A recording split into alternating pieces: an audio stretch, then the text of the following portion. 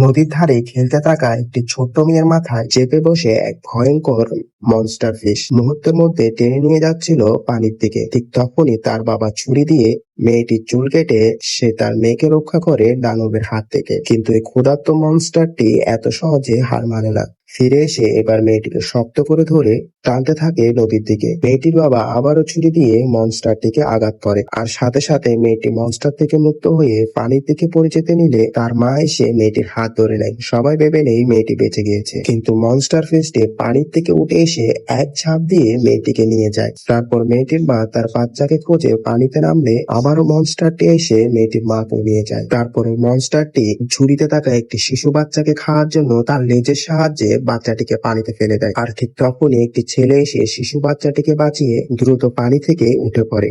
আর ওই দানবটি তাদেরকে খেতে এসে আটকে পড়ে ঝুলন্ত এক কাঠের মধ্যে। মুহূর্তের মধ্যে ওই গ্রামের সবচাইতে মোটা মহিলা সবাইকে বাঁচাতে লাফিয়ে পড়ে ওই ঝুলন্ত কাঠের উপর, আর সাথে সাথে মনস্টারটি ছিটকে পড়ে নদীর বাহিরে। অবশেষে গ্রামটিতে আবারও শান্তি ফিরে আসে।